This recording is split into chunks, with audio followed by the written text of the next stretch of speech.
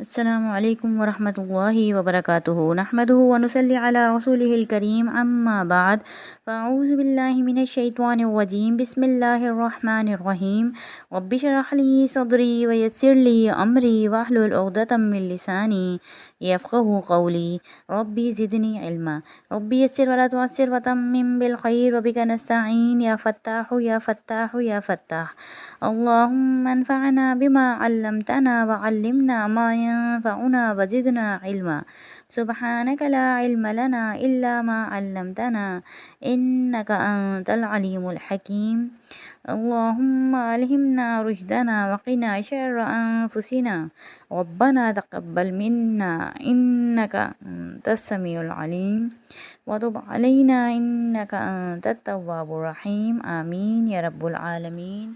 ہماری آج کی تختی ہے حمزہ وصلی اور نون کتنی کے بارے میں۔ نون کتنی کو سمجھنے کے لیے سب سے پہلے ہمیں حمزہ وصلی یا حمزۃ الوصل کو سمجھنا ضروری ہے۔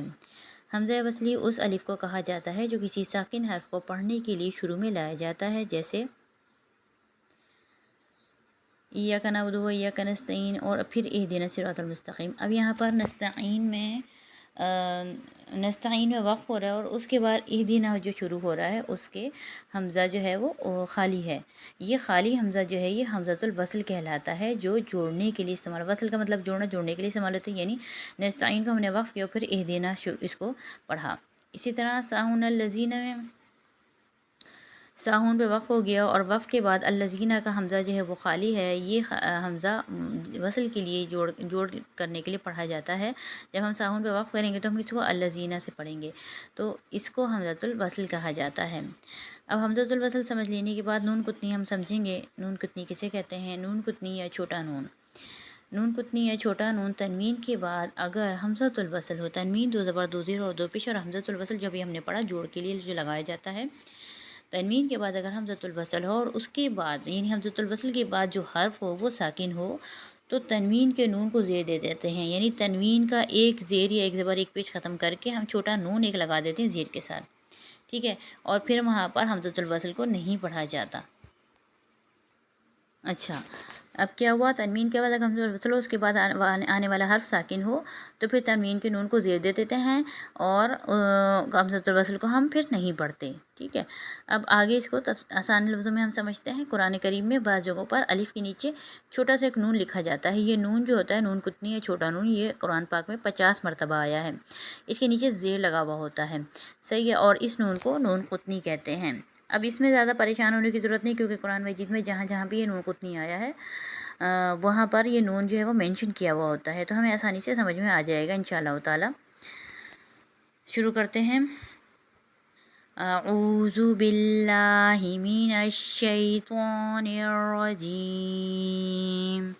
بسم اللہ الرحمن الرحیم۔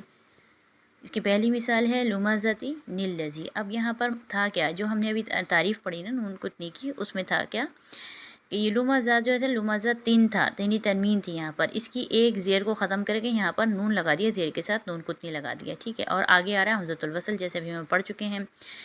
تو اب یہاں پر ہم نے کیا پڑھنا ہے؟ اگر یہ آخر میں آ رہا ہے نا، آیت کے آخر میں آ رہا ہے نون کتنی، تو اگر آیت کے آخر میں ہے تو ہمیں اختیار ہے کہ تو ہم آیت پوری کریں، وقف کریں یا نہ کریں۔ اگر ہم وقف نہ کریں، ہم آیت کو ملا کے پڑھیں تو ہم اس طرح پڑھیں گے لمزتی نلزی، اور اگر ہم نے لمزہ پہ وقف کر لیا تو ہم پڑھیں گے لمزہ اور پھر الزی۔ سمجھ میں آ رہی ہے بات؟ پھر ہم اس صورت میں نون کتنی کو نہیں پڑھیں گے۔ جب بھی یہ آیت کے آخر میں آئے گا تو یہاں ہمیں اختیار ہوگا کہ ہم اس کو ملا کر پڑھیں یا وقف کر کے پڑھیں۔ اگر ہم ملا کر پڑھیں گے تو نون کتنی پڑھا جائے گا، اگر ہم یہاں وقف کریں گے تو پھر ہم نون کتنی نہیں پڑھیں گے۔ اسی طرح آگے ہے قدیر الذی، یہاں پر بھی وقف کی صورت میں نون کتنی آ رہا ہے، تو یہاں پر بھی ہمیں اختیار ہے کہ ہم اس کو قدیر الذی پڑھیں یا قدیر الذی پڑھیں، ٹھیک ہے۔ اس کے بعد آگے فتنۃ انقلبی۔ اب یہ نون قطنی آیت کے بیچ میں آ رہا ہے، یہاں پر ہمیں اس کو پڑھنا ضروری ہے، تو ہم اس کو فتنۃ انقلبی پورا پڑھیں گے، یہاں پر ہم وقف نہیں کریں گے۔ اسی طرح آگے آ رہا ہے مقدورہ الذی، یہ بھی آیت کے آخر میں آ رہا ہے۔ اب یہاں پر بھی ہمیں اختیار ہے کہ ہم اس کو ملا کر پڑھیں یا وقف کر کے پڑھیں۔ اگر ہم وقف کریں گے مقدور الذین اس طرح سے پڑھیں گے، اور اگر ہم نے وقف نہیں کیا، ہم نے ملا کر پڑھا تو ہم پڑھیں گے مقدورہ الذین۔ مثلاً القوم اب یہاں پر آیت کے بیچ میں آ رہا ہے تو یہاں پر ہم اس کو مثلاً القوم ہی پڑھیں گے۔ خبیران الذی یہاں پر آیت کے آخر میں آ رہا ہے، یہاں پر بھی ہمیں اختیار ہے کہ ہم خبیران الذی پڑھیں یا خبیر الذی پڑھیں، ٹھیک ہے۔ اچھا، اگر دونوں کلموں کو ہم نے ملا کر نہیں پڑھا، جیسے کہ ابھی ہم وضاحت بھی کر چکے ہیں پچھلی مشق میں، کہ اگر دونوں کلموں کو ملا کر نہ پڑھیں اور وقف کریں تو پھر نون قطنی نہیں پڑھایا جائے گا۔ جیسے لمزتی نیل لذی ہم نے پہلی اس میں مثال پڑھی تھی، اب یہاں پر ہم یہ بتا رہے ہیں کہ اگر ہم نے یہاں پر نون قطنی کو نہیں پڑھا اور ہم نے لمزہ پہ وقف کیا تو پھر ہم کس طرح سے اس کو پڑھیں گے، لمزہ الذی، ٹھیک ہے، جیسا کہ ابھی میں نے پہلے بھی سمجھایا۔ امید ہے آج کی تختی آپ لوگوں کی سمجھ میں آ گئی ہوگی۔ اللہ تعالیٰ سے دعا ہے کہ اللہ تعالیٰ ہمیں قرآن پڑھنے، سمجھنے اور عمل کرنے کی توفیق عطا فرمائیں۔ وآخر الدعوانا ان الحمد للہ رب العالمین۔ سبحان ربک رب العزة عما یصفون وسلام علی المرسلین والحمد للہ رب العالمین۔ السلام علیکم ورحمۃ اللہ وبرکاتہ۔